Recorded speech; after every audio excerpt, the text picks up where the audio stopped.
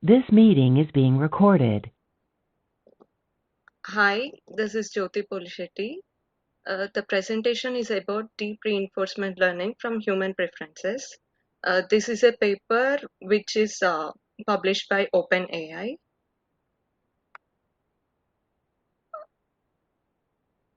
And we are of 6 members in our team.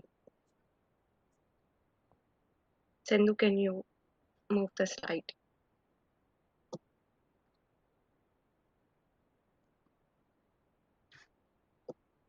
Yeah, in this presentation, we'll be explaining all these contents: the introduction, motivation, significance, methodology, experimental setup and results, strengths and limitations. Uh, so the introduction, basically, what is deep reinforcement learning? It is an integration of neural networks and reinforcement learning, which enables machines to learn from their experiences. Um, this is also a subfield of machine learning, which combines reinforcement learning with deep learning techniques. In this, the components are agent, environment, actions, rewards, policy for decision making. So basically, the process is agents perceive the environment, take actions, receive rewards, and update their policy based on the observed outcomes. That is, the agent learns to make decisions by interacting with an environment. It then receives feedback in the form of rewards or punishments, and its goal is to learn a policy that maximizes the cumulative reward over time. And the motivation and significance will be explained by Jahnavi.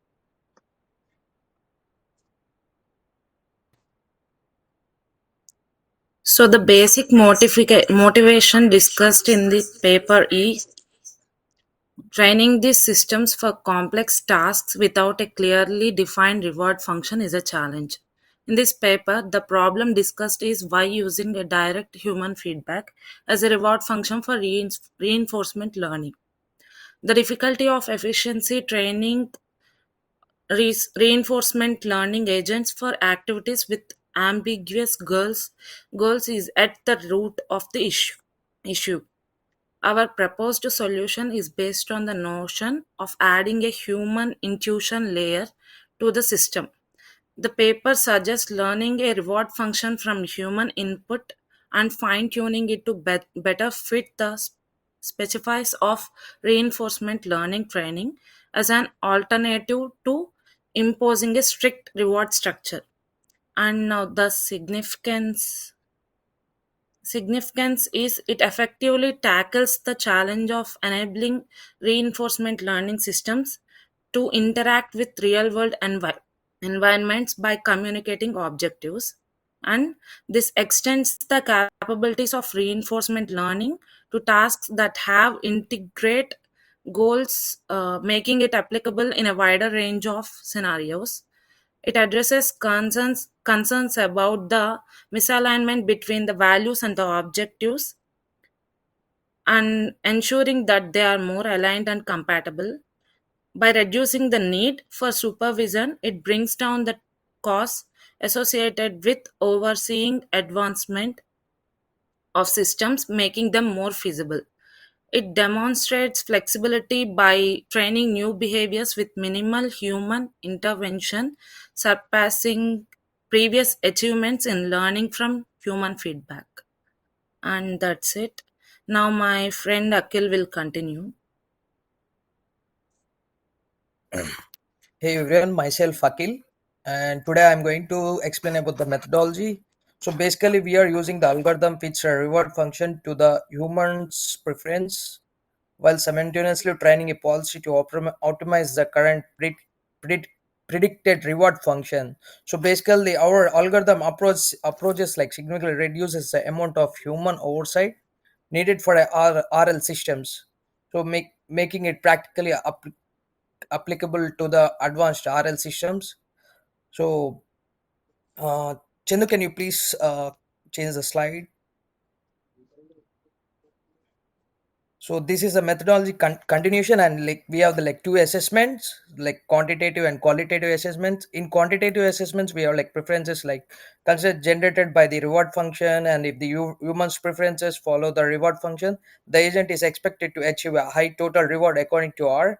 And evaluation involves comparing the agent's performance to that achievable through RL optimization of R.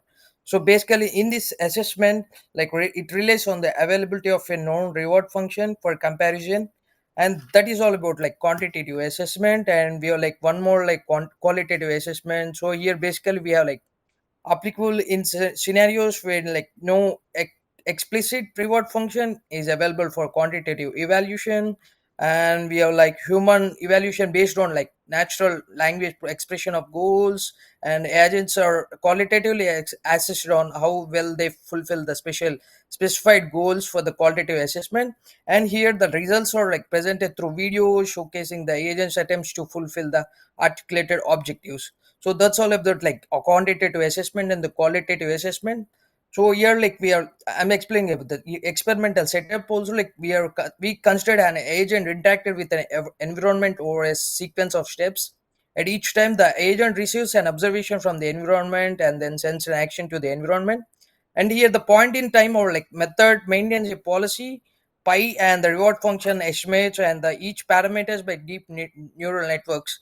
So these networks are updated by three processes. Mainly the policy pi interacts with the environment to produce a set of trajectories, and the parameters of pi are updated by traditional reinforcement learning algorithm in order to maximize the sum of predicted rewards. So here we select a pair of segments, and from the trajectories produced in yeah, we already performed the step one, and they send them to a human for comparison. And the parameters of the mapping or are optimized via supervised learning to fit the comparison collected from this human. So for that's all the like how it works and the methodology of the like these ones. And next slide, my friend Chandu will explain. Carry on slide. Yeah, hi. Coming to experimental results, we focus mainly got from four results like simulated robotics, Atari, and novel behaviors and ablation studies. So uh, we got four results. Simulated robotics are mainly in Muzago simulated robotics task. Our agent trained with 700 queries to a human rater nearly matches reinforcement learning by 1400 labels. It slightly outperforms real reward learning, showcasing effectiveness.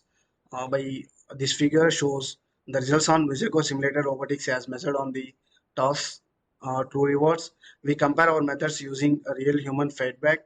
Uh, the purple color showcases the human feedback in our method, and the shades of blue showcases the synthetic feedback provided by an oracle, and reinforcement learning using the true reward function, which is in orange color. All curves are the average of 5 runs, except for the real human feedback, which is a single run. And each point is the average reward over 5 consecutive batches.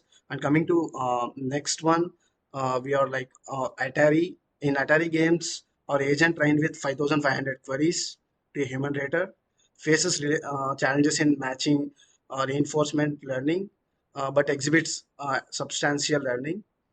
Synthetic labels often approach oral performance. Real human feedback performs similarly, occasionally outperforming synthetic feedback, showcasing adaptability.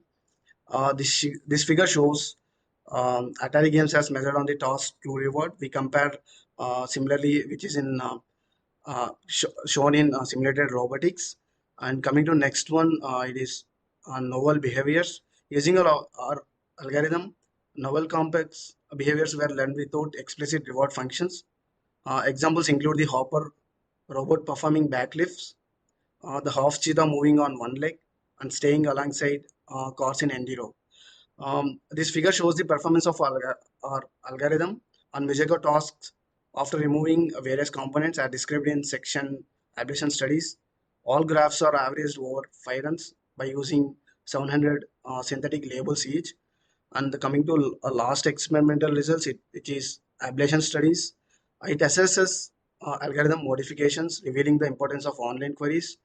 Um, assemble predictors and comparisons over absolute scores.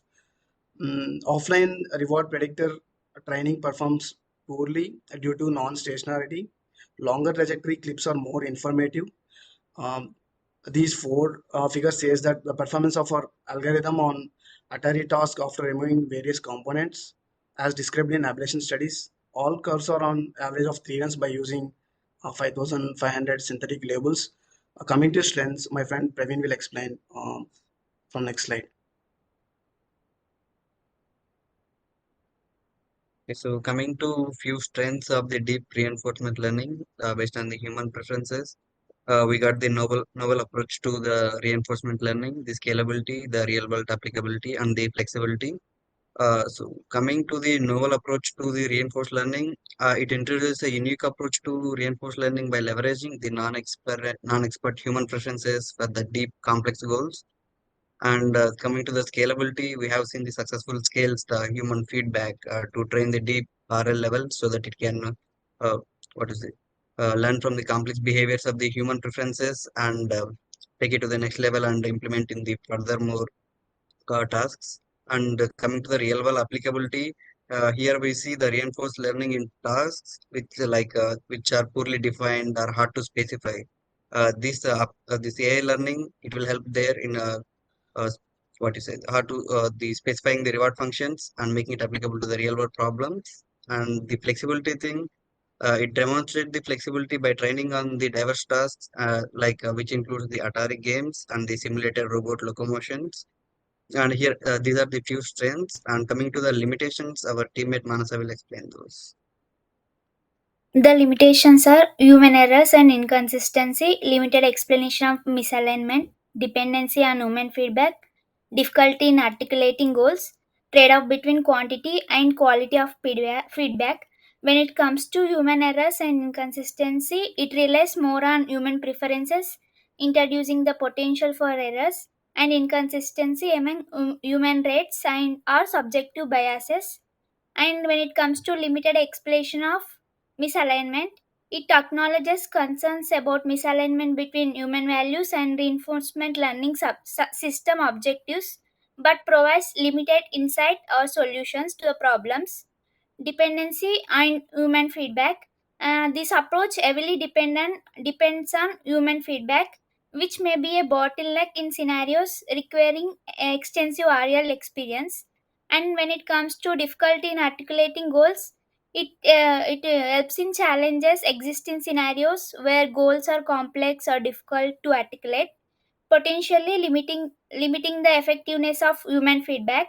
And when it comes to trade-off between quantity and quality of feedback, the trade-off between gathering more comparisons and the quality of human time spent on feedback may impact the overall efficiency of the method. Thank you.